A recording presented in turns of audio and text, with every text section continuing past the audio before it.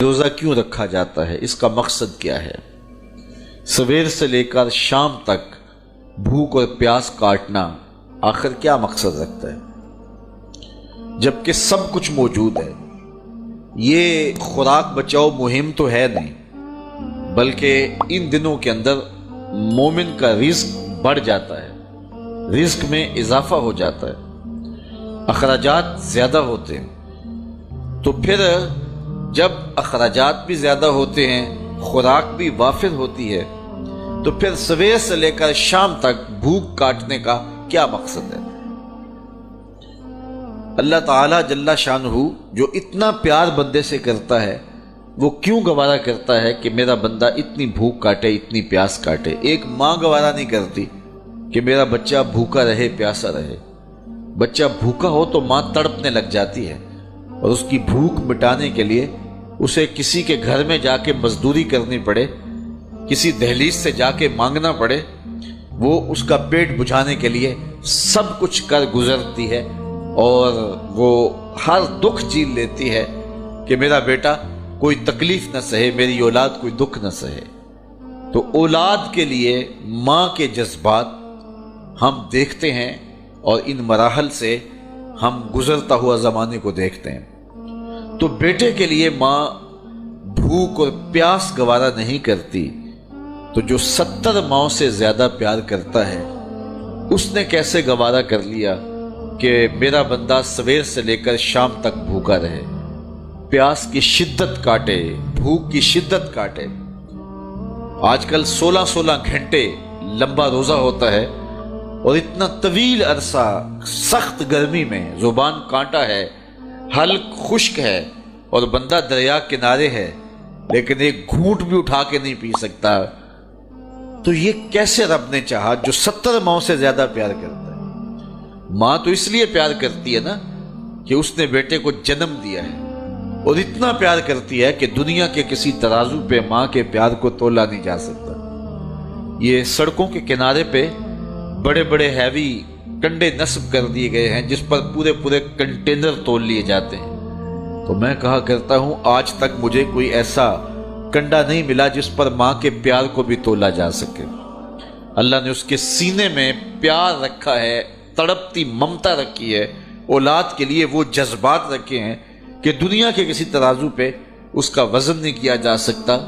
پھر دوسری بات، آج بازار جائیں تو کوئی شے بھی آپ کو خالص نہیں ملتی، لیکن ماں کا پیار آج بھی کھرا ہے، ماں کا پیار آج بھی سچا ہے، اولاد کے لیے اس کے جذبات آج بھی جو ہیں وہ بالکل کھرے ہیں۔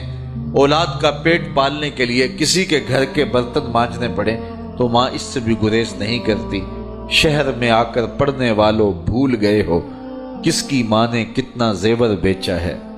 مائیں اولادوں کے لیے کیا کیا پاپڑ نہیں بیلتی، کیا کیا دکھ نہیں سہتی، خود گیلے بستر پہ لیٹ جاتی ہیں اور بیٹے کو خشک جگہ پہ لٹاتی ہیں، اور اذیت سہتی ہیں، دکھ سہتی ہیں، خود پیاس اور بھوک برداشت کر لیتی ہیں، لیکن اولاد کو جو ہے وہ بھوک اور پیاس ان کی برداشت نہیں کر پاتی ہیں۔ یہ ان کے سینے میں اولاد کا پیار ہے۔ تو اولاد کے ساتھ ماں باپ کو اتنا پیار کیوں ہے؟